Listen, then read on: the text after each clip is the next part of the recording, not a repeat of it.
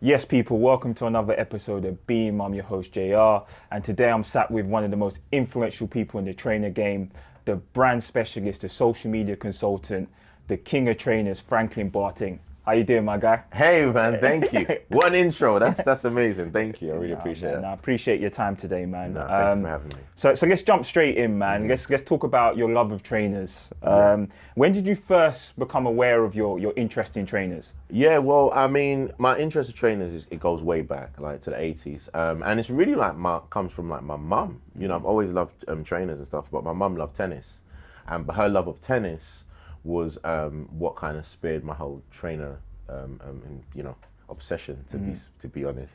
And she loved, I've said this before. She loved tennis, and she loved Boris Becker. And when Boris Becker won his Wimbledon Championship in '85, she would, like, people don't know, he had an Ellesse clothing deal and a Puma footwear deal. And she actually went out to find me what she thought were the trainers he was wearing, with some white and red Pumas. They didn't turn out to be the trainers, but I've got a picture of me like age 6 wearing like these white and red Pumas, which she thought were the Boris Becker ones. And then from there, I'll go to like the stores and say to my mum, like, "Mummy, these are the trainers this person wears, or this trainer this person wears." And it would she would just buy it, because back then it was like one shoe and one trainer a year. Yeah. So she wanted to buy the best, and that's how she kind of measured what would be the best would be. Yeah, man. I was going to ask you that. What was your first pair of trainers you remember getting? But obviously, it was those. Yeah, probably those. And there was a pair of Reeboks. I forgot the actual name of the Reeboks, but it was like a workout, but it wasn't a workout, a Reebok workout, and it's from that time. But yeah. Yeah, man.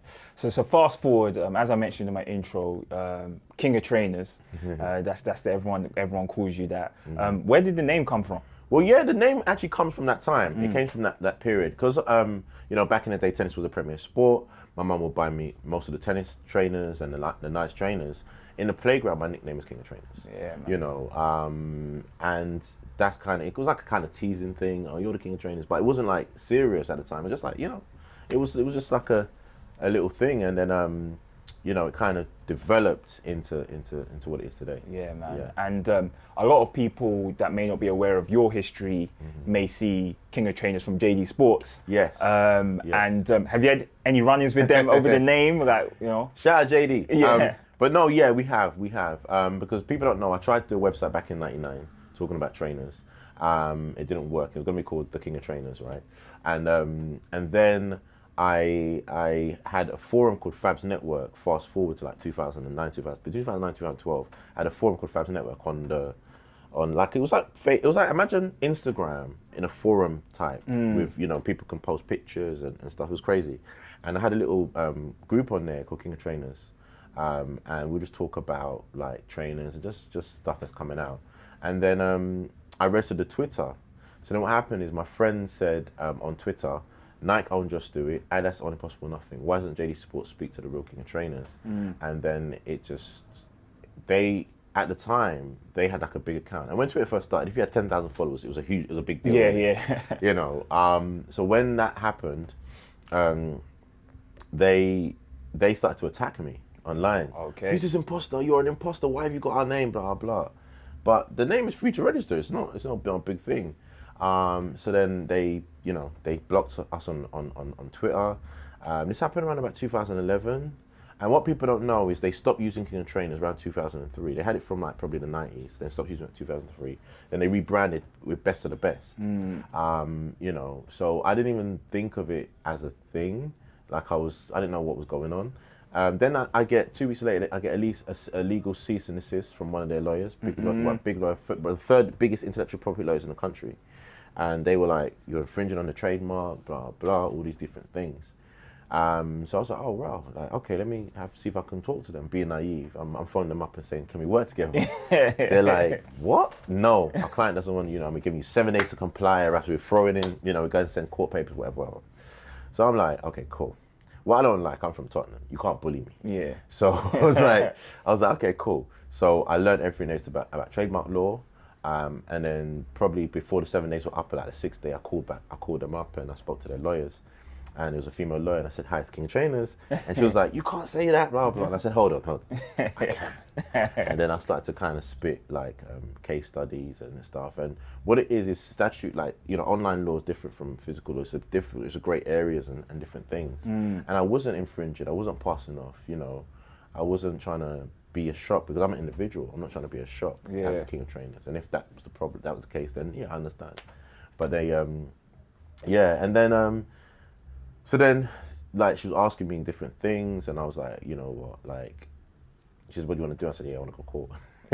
Wow. And then, yeah, people don't do that. JD's a huge company. JD's a huge, they own everything. They own Size, they own Foot Patrol, they own loads of different companies. Yeah,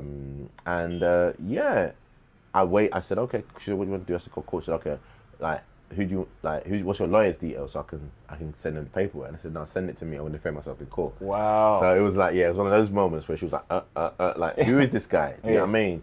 Because she really kind of was heavy-handed in the beginning. Then she started realizing, hold on, if this guy can do something, it's going to be a problem. So from that, fast forward, about 2 months later, I get like a letter, and it's like, oh, dear Mr. Boateng, our client no longer wants to pursue this matter. We're kind of free to do what we want. Wow.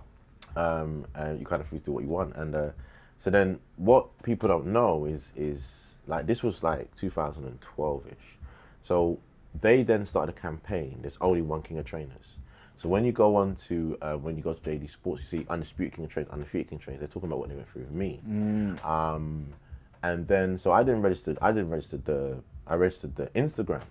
And I just started to kind of promote it, like just go crazy on Instagram, you know. And you know, God being so good that we now work together. That's crazy. Yeah, it's something. That must have been that must have been a scary time, man, because like you said, JD is a huge company. Huge. And obviously you went away and pretty much fought it, man. Do you know what I mean? Fought it, man. Yeah.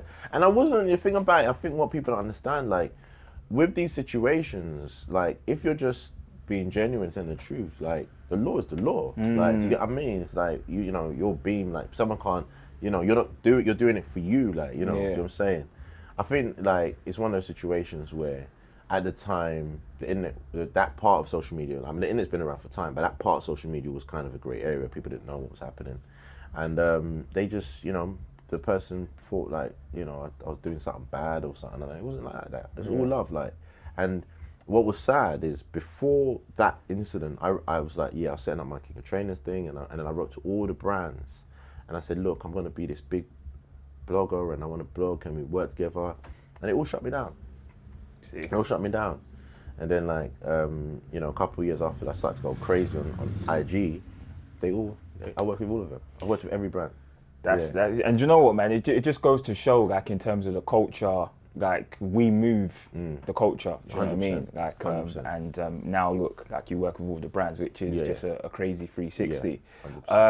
I want to talk about reselling, man, because reselling is, like, especially over the last few years, has gone crazy. Like, literally, like, the value of trainers now, like, what people are doing for trainers is crazy. But doing my research, I know, like, your version of reselling was a totally different. to the way we do it today, man. Like, you was over going to the States, so talk about that time. I was one of the pioneers of what people know as reselling, you know, but it wasn't how it is now. I was literally going to the States, you know, because growing up in Tottenham, summertime was crazy. Like, so me and my sister would go to my aunt either in Toronto or my aunt in New York, right?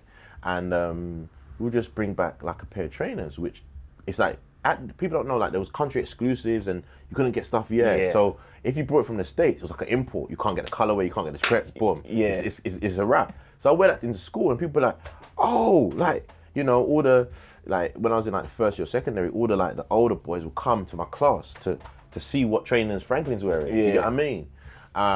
And then some of them will give me money. So the next year I'll go, buy me an exclusive. Like, that's what it was, buy me an exclusive.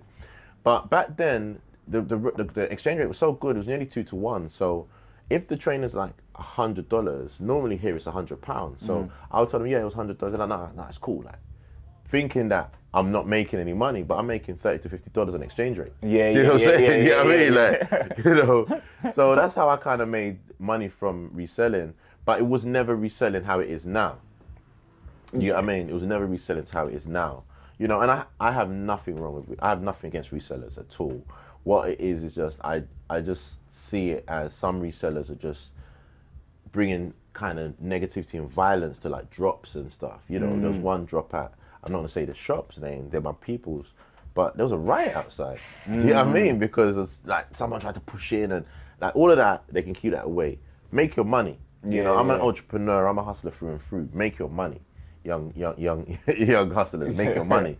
But, you know, just miss all that other stuff. Yeah, man.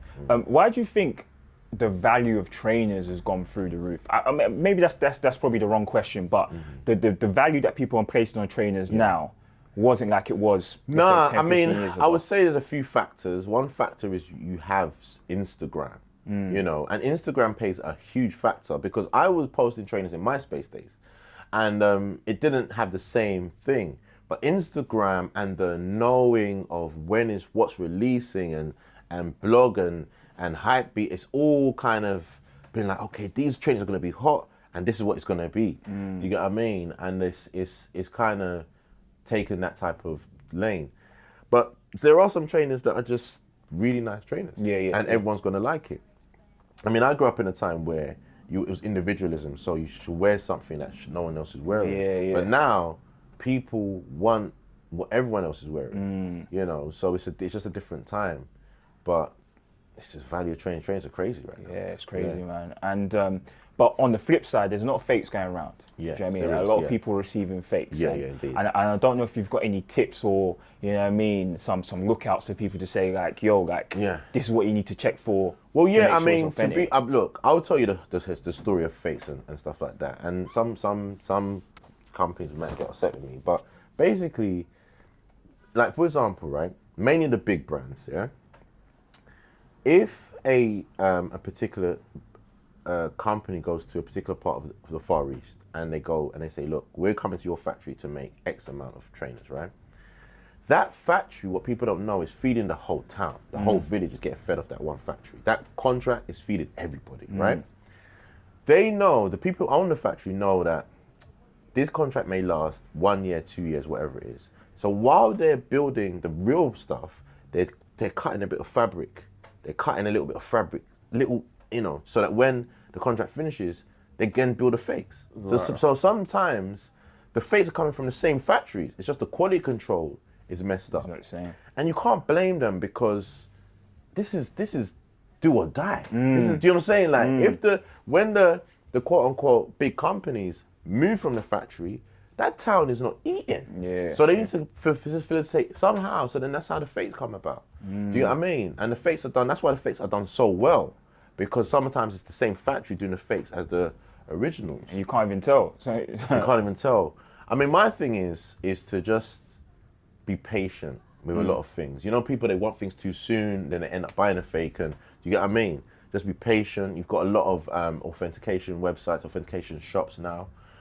So you can use them, but you got to kind of know certain indicators. Like if there's a full size run of a certain shoe at a certain price, it's a bit, you know, because it's like some websites out there, they have a full size run of a shoe that's like proper hard to get, and they're selling it for like half the price. Those indicators you got to kind of pay attention to. Makes sense, man. Makes sense. I want to talk about some amazing stuff that you've been doing recently, man. Yes. More to be specific, your collaboration with Ellesse. Thank you. Thank you. You know, we got the trainers there. Do you know what I mean? Saying so. How did that come about? Wow. So with that now, that was like I think 2019. I got contacted by the PR company Gunho PR, and they were like, they're gonna invite 10 influencers down from all over the world. To be fair, people from Australia, from America, from Europe, and we're gonna create a shoe. No, we're gonna put our take on this tanker shoe that came in like an 82, right?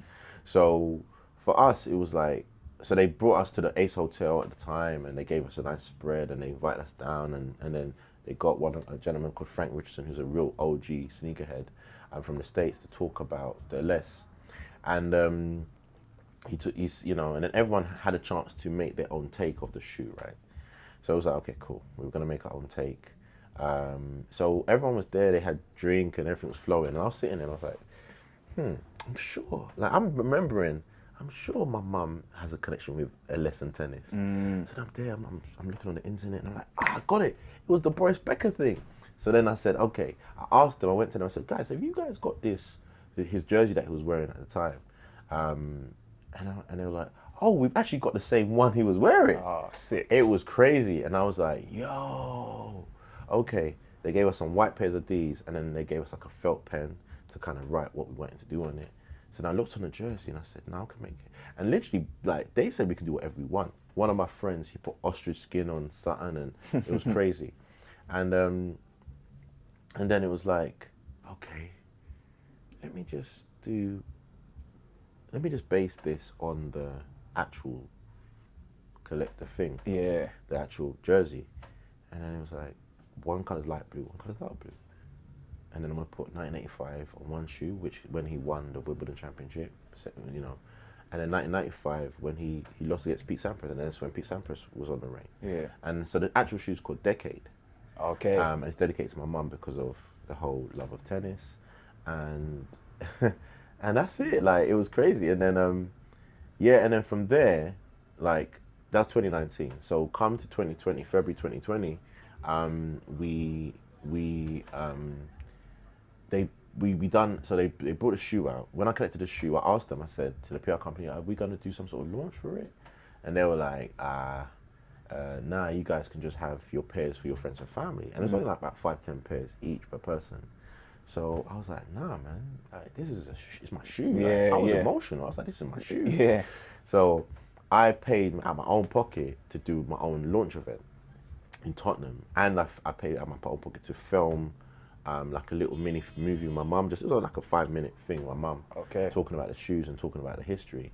And then what I did, I put like I didn't even put the whole thing out. I put like just a logo with Ellesse and my name, and then people started going crazy. They were like, it was like about 600 comments. Wow. They had on one of my posts, and then people were tagging Ellesse. How can I get this shoe? Boom, boom, and then it was like, oh shit. They were like, oh shit, like we got something. Yeah, we go. So then I was like, okay, let's I said, so then they then called me and said, oh, Frank, we're going to just, we're going to be in contact, right? So the actual gentleman, Frank, who came from, his name's Frank as well, he came from the States. He phoned up the head office guys and said, what are you guys doing? Have you seen the interaction this guy's getting? So I get a call from the PR company. They're like, come in like for a meeting. So I go in for a meeting and they're like, you know what, Frank? Like, we had to look through every single comment just to make sure that it was genuine. Yeah, genuine. I said, wait, no, my shit ain't fake, I said, no, I don't do that fake stuff, man. Like, because when you have a big following, people think it's fake. It's all that sort of stuff, but they don't understand algorithms and all that sort of stuff. So, then they said, we're going to give you a collaboration. So my collaboration was, this was February 2020, right? My collaboration was launched, was announced March 2020. Then lockdown. Yeah. Man, oh man, lockdown. Unfortunately, lockdown wiped out the factory that made the original samples. Oh no. Yeah, wiped out the factory. That COVID wiped out the factory. So my collaboration was shelved. People don't know that, it was shelved. I actually put this in my book. I've got a book. So everyone who bought the NFT version, so I've got an NFT version of these. I've got a book that I talk about this whole situation, and then from there, I was just a waiting game, and then, God being so good, like my knight in shining armor, a gentleman called Tom Ainsworth. It was two guys that really, I have to really shout out. One's called Jonathan from Gun Home, and then he spoke to a gentleman called Tom Ainsworth who'd been following me for time, and he's like, I love what this guy's doing. We've got to get this collaboration off the road. So then they relaunched it just after lockdown, and then we launched it, and Selfridges picked it up. Shout out Offspring and crazy. Selfridges. So we launched in Selfridges, and it's been momentum. Like it's like first individual black man to have a collaboration. And launching Selfridges, because Ellesse is not sold in Selfridges. Yeah. You know what I mean? Yeah. Like people, it's like there's so many things I'm moving. you know, like opening doors and giving a good inspiration. Like, it's been crazy. So the sales have been going amazing. From a wholesale point of view, we sold out. You know, we're selling out loads of sizes. I think there's a few left. There's here, some at Rxtro, Rxtro, box Shoreditch. We're here. And then some at Selfridges now. Yeah, man. No, I was, John, man. That's a big look, man. I want to give you your flowers because, as you said, like, I appreciate that. individual black man, and the way you're opening doors, and you know what I mean. You're a one-man army. You see what I'm saying? Man. So, you know, definitely want to give you your flowers. It's tough. You mentioned you're from Tottenham, man, and again, man, how proud are you of this collaboration? Obviously, Yeah, I know your mum was the inspiration behind this as well. Yeah. I was lucky enough to be invited to the launch party, so respect for that. Thank you, yeah. And I read do you know what I mean? Yeah. Just the Tribute, tribute that she wrote, which was touching, man. Thank But you. like, how proud are you, like, coming from Tottenham and Yeah, man. having this collaboration? Yeah, I mean, look, my family's everything. I shout out my sister, man. She's my biggest supporter. You know, my mum. Unfortunately, my father passed before the collaboration can launch. But it's been amazing. Like, all my friends that support me, it's been amazing. And being from Tottenham, like, if we're honest, like, if I'm really honest, a lot of my friends ain't here. Do you get what I mean? Like, you know, and to have this collaboration, it's incredible, man. It's really kind of like, you know, because all my quote unquote Tottenham man them, they're proud of me. They're like, yo, Fred, you did it. Like, you're just saying, you know. And you know, because it's a dream, innit? Have your own shoe rack. Man's got his own shoe, you know. Yeah. You know what I mean? It's crazy, like, you know. And but I'm just trying to be a good example, man. Because where I'm from and what I've seen, I shouldn't be here. Yeah. Do you know what I mean? Yeah. So just being here, setting a good example, trying to just be like visible, you know, like, you know, with even the shops are open and things like that. Just be like, look, a black man can do this. 100%. Do you know what I'm saying? Like, I'm here, I'm outside, I shake hands, I'm not in an office somewhere getting money, and I'm really outside. You know what I mean? People talk the talk, they're not really outside. Yeah. They're not really outside. They're not really you know what I mean? outside. You know what I'm saying? Yeah. I'm outside for real. You can come and see me. Yeah, Do you know what I'm saying? yeah. So, you know, I just want to be that kind of obtainable to people, that it's not like, oh, he's too Hollywood and all that sort of stuff. So Yeah, man. So you mentioned before that you're obviously from Tottenham, and it's been 11 years since the Tottenham riots, man. And you know, talking about people that are not here, someone that you may have known, Mark Duggan, was a catalyst behind the Tottenham riots. How did you feel at the time, that when those took place? Well, yeah, I mean, look, like, the Tottenham riots was crazy, and you know, I knew Mark Duggan. I wouldn't say we were friends, but we, you know, being from the same area, we've definitely crossed paths a couple of times, and it was crazy. It was a crazy thing, and I remember I came on the BBC, and the BBC, they done me over, man. They filmed me for 4 hours, and they used like a 10-second clip where they asked me about, like, I think something that happened up north where I think some guys got knocked over by a car in a mosque, at a mosque. Right. And I said, and I replied, oh, that's violence, man. That's not to do with, you know. And they used that, and they attached it to another question. When I was talking, they said, oh, what do you think about the riots? And I was like, no. It was just a madness for me. Because even my guys from Tottenham, they were like, oh, what do you mean, Frank? It's like I was turning on them, and I was like, no, that's not the case, in any way. But it's one of those situations that it's a very sad time, you know. It's a mad one. But there were people that were just opportunists at the time of the riots, where they just wanted to steal stuff for themselves. They didn't care about the situation. They didn't care about him, and they just wanted to make money and make profit and stuff. But yeah, that was a very sad time. Rest in peace, Mark Duggan. You know, shout out goes out to his whole family. Yeah, man. Rest in peace, and you know, to Mark Duggan, and again, shouts out to his whole family. But people don't know, at the time you were the first to start the hashtag Tottenham riots. Yeah. People don't know that. Yeah, people don't know that, man. Yeah. So during that time, so I was prolific on Twitter at the time. Like, now I don't really even use it. But I was like, what you call it, you know, a Twitter commentator, a Twitter blogger. I call myself the Twogger, Twitter blogger. Yeah, because I used to get paid to tweet at events and stuff. That's a whole nother thing. So when what happens, a few of my friends were there at the time of the peaceful protest that then turned into what would be known as the riots. And so my friends were messaging me and telling me what was happening, and the news was saying something different. So I think my first tweet was like, oh, I think it's going to be a riot. And then my second tweet was like, Tottenham riots. And then and then I was telling people, so my reporting, I was starting to go crazy online. I was reporting people to stay home, not come out, and I was trying to tell people exactly what was going on. And the newspapers started to report my stuff. Okay. So yeah, the BBC started to report what I was doing, even the Stand, all that stuff, started to report what I was saying online. And I was just trying to make the situation, ease the situation. Everyone stay at home, it was crazy. And yeah, I mean, I got a lot of, some praise for that, then some backlash as well. But at the end of the day, like, I was trying to do what was right in it, like, because the riots was a serious situation. It wasn't a joke, like, and people coming out just to steal stuff. I didn't agree with it. Yeah, man. And it was a difficult time, but I said that we move forward. Do you know what I mean? And again, shouts out to anyone that was affected, and you know what I mean, fingers crossed that people are moving forward with their lives. Do you know what I mean? But speaking of Tottenham, man, like another Tottenham native, Rxtro, yes, who you own the Green Machine CBD company with. Yes.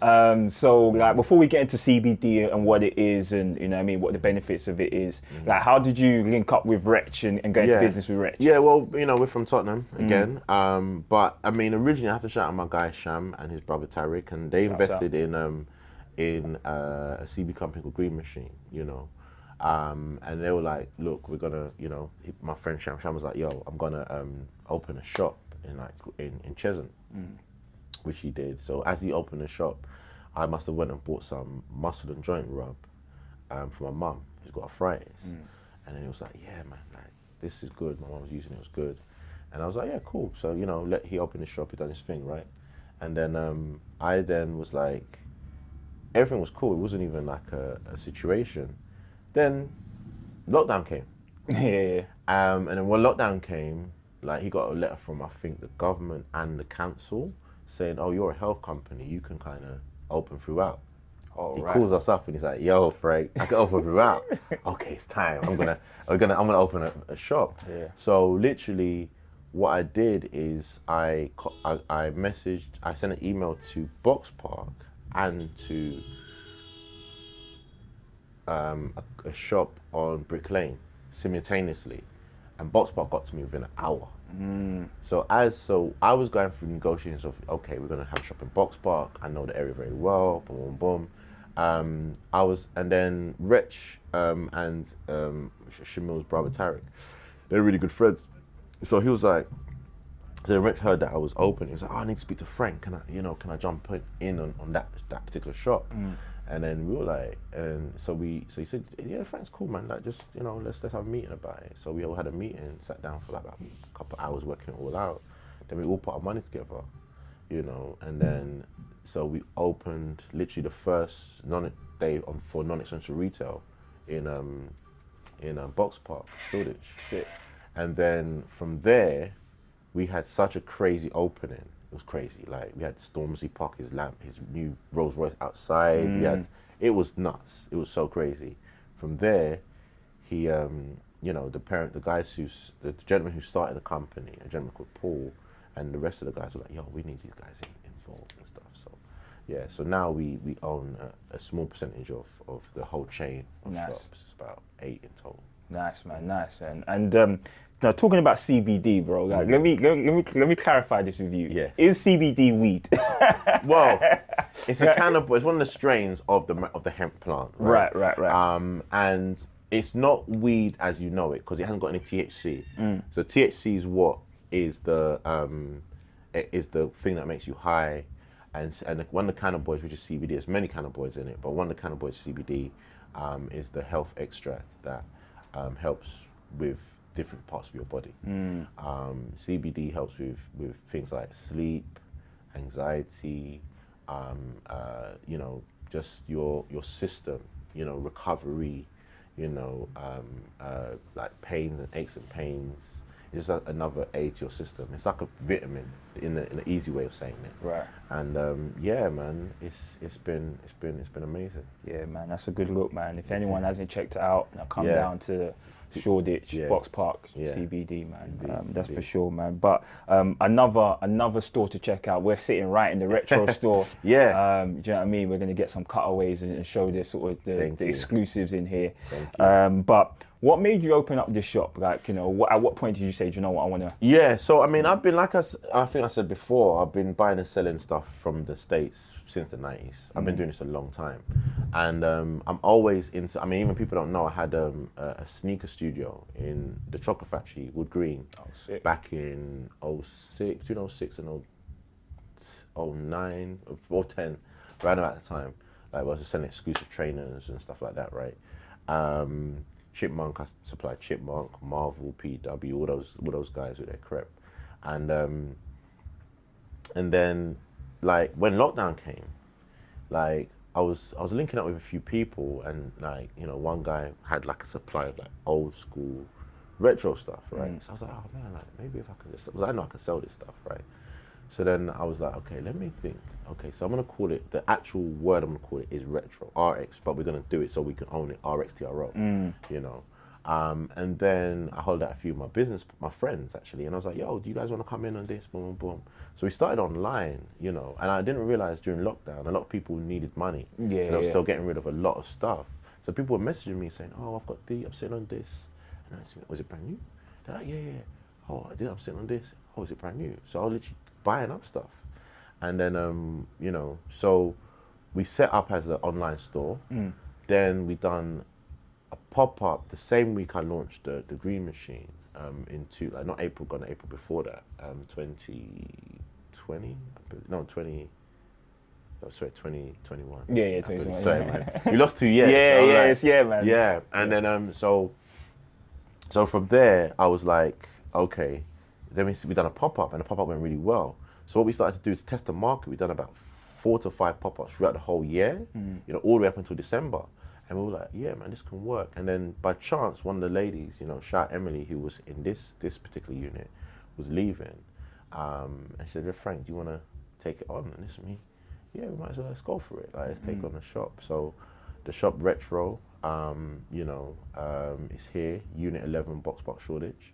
And yeah, what we specialize in though is selling dead stock retro clothing. And people come in and they're like, oh, is it worn and stuff?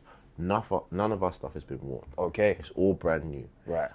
But it's stuff from the 90s, stuff from the early 2000s, brand new with tags. Okay. Yeah, it's hard to get. You can't get it, but we got it. Yeah, You know I'm saying. How'd you get it? That's yeah. We got it. We got you it. know, and that's what we do, man. We got stuff from like we got stuff from like this is something from 2002. Okay. 2000. Is it 2000? That's like the US track team. Yeah, the US track team. Yeah, Okay. 2003. Nearly 20 years old, brand new with tags. You know, you can see the embroidered. This is real stuff.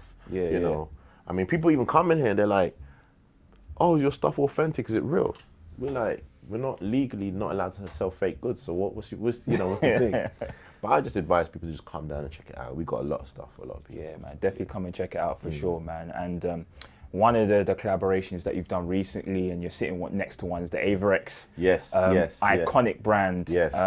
Some of you 2000s, early 2000s may not know about Avirex, but 80s and 90s, Avirex was the jacket and still is the jacket. Indeed. How did that collaboration come about? Yeah, so so the company that brand manages Ellesse, you know, when I set this, I done the collab, they were like, hold it like Frank, you know, woo woo. And then they were like, yo, Frank, they invited me to a meeting, you know, and they were like, yo, Frank, we want you to involved in everything going forward. I was like, cool. And they were like, yo, like, we're gonna buy Avirex. You know, it's me, yo, what? Like, it's me, yo, yeah, let's go. Like, Yeah. And that's what happened. And then literally, so they bought Avirex. They said, like, what do you think we should do? And I said, you know, let me run with it. Let me do some things. And originally I was like, let me get some jackets and stuff. And then they were like, no, let's do one better. Let's give you a shot. And then it was like one of those situations. So now we've got, like, you know, in Box Park, I've got 3 shops. You know, we've got Unit 9, which is Green Machine CBD with Wretch. Unit 11, which is Rxtro store for myself and my business partners, and Unit 20, which is Avirex. Avirex, man, iconic, Yeah. and do you know what I mean? I was saying to you know, one of my friends, like, come down and check it out because you never know who's gonna come through. You never know. You know, who's gonna come speaking through. about Avirex, Yeah. Biggie Small's son came Yeah. through. He did. Yes. And you was able to give him the same Avirex that his dad was wearing. Correct. I believe it was like a red and a cream Yes, sort of with the black piping, man. Yeah. How was that moment? No, You know it was what I mean? crazy, man. Yeah. It was crazy. Like I kind of knew he was coming down from beforehand, and we reached out to his people, but they kind of ignored, like not ignored, you know, it's business, isn't it? Yeah. Because he was coming down something to do with our, like with CBD and I mean with marijuana. So my Green Machine was involved in that. Then just by chance, his two of his guys came to the shop, and they were like, "Yo, like Avi, oh my God, like they're American, right?" Yeah. And then I was like, "Yeah, man, I've been trying to get CJ," and they're like, "Yo, we got CJ in Shoreditch house." Yeah. So I was like, "Cool." So they came. I knew one of the girls as well. That was one of the handlers and stuff. So they came through, and then it was just like, yeah, it was crazy. And I remember I put the jacket to the back of the shop so he can look through everything first. Yeah. And he got to the jacket and he was like, "Yo," and then he put it on, and it was a game over from there. Iconic moment, Yeah, man. yeah, Iconic moment. Shouts out to CJ, man. Yeah. For sure. We talked about different collaborations, man, different brands that you're involved in, Ellesse, Avirex, the list goes on. And I suppose for people watching and doing what you're doing, you know, it hasn't been easy for you to get here. So in terms of you collaborating with these brands, like what advice would you give to someone who, you know, wants to do what you're doing, man, like wants to get involved and start collaborating? I would say consistency is the cheat code. Consistency is the cheat code. You have to be consistent at anything you do. I've been doing it a long time, you know, and people look at me and they're like, "Oh, Frank, you get all these trainers and blah, blah." But that's a long time. It's a lot of work that went into just this little period that people see it, you know. But I've always been consistent, you know. People always, you know, in the UK, we're always told not to kind of celebrate ourselves and not big ourselves up. But I've done more content than any other sneakerhead in the world. Wow. Yeah, without a doubt, you know. And I put on free events. No one puts on more free events than me. Like literally free events. People come, they get free drink. You know, you know what I'm saying? Like free events, like out of my own pocket. Do you get what I mean? Or maybe with a brand. Shout out Ellesse, shout out Puma, shout out all the brands that have supported me in the past. But literally, I do so much, and it's just been not stopping. Yeah, man.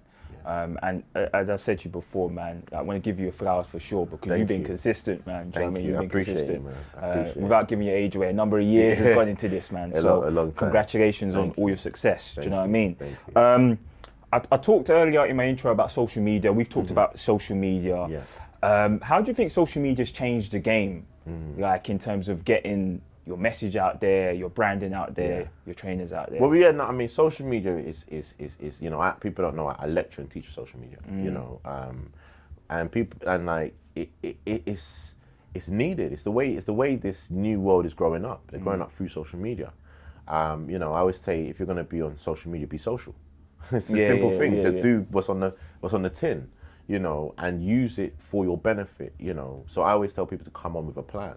You know, it's all good posting and all that, but if you're coming into the business space, come with a plan and be ready to execute. You know, don't be shy to tell people what you're doing and stuff like that. See it as a big stage, and there might be people you might be people in the audience that you don't know, so you don't know who you're going to connect with. But if you're on social media, be social, connect with people, and make it happen. Yeah, man, that's a good look. And yeah, if people follow you on the socials, they know you're definitely active. Yeah. You know what I mean? What's in the box Wednesdays, and you know what I mean? It's definitely active. Indeed. Bro, it's been an amazing conversation, man. No, like, I thank you. Appreciate your time. Thank you. What does the future hold for you, man? Like, what's next? Wow. Look, I'm just enjoying the moment. Still promote my collaboration. I'll be promoting it until the end of the year, to be fair. You know, Why not, man? Why not? I'm on hype beast. Yeah. No, but no, I mean, look, for me, it's just trying to bring more people through. Like, you know, trying to kind of educate more people. You know, I've got some things coming which I can't really say now. But it's just really kind of educating more people, just bringing more people through the doors, trying to kind of give good examples of what can be done. Do you know what I'm saying? You know, it's difficult. We're going into a difficult time. There's so many things happening, but we need to kind of be like, okay, like let's work hard, let's inspire each other, let's give information out, and let's get it. Yeah, man. Well, listen, big up Franklin, man. Obviously, Nah, man, thank keep doing you. what you're doing. Thank you. Where can people follow your journey? Where can people come down to the Rxtro store, the CBD Well, store, Avirex? yeah, man. Plug all You of that, know, man. Google me. No, I'm joking. Nah, you can follow me like on Instagram, King of Trainers, Twitter, King of Trainers. You know, Franklin Boateng as well. Or yeah, I'm here. Like you could catch me at the shops. Yeah. You know, like I'm always around in Box Park at one of the shops and stuff. So you can catch me down here, man. And I'm always welcoming. Like I'm not Hollywood. You know, I'm always like, if someone asks me something, I'm always responding, trying to give advice, trying to kind of help the best way I can. Big up, man. Yeah. Listen, congratulations again on what you're doing. Thank you. Thanks a lot for giving us your time today. No, it's all good. And looking forward to the future, man. No, thank you. I'm going to make it continue. I appreciate you. Yes. Thanks.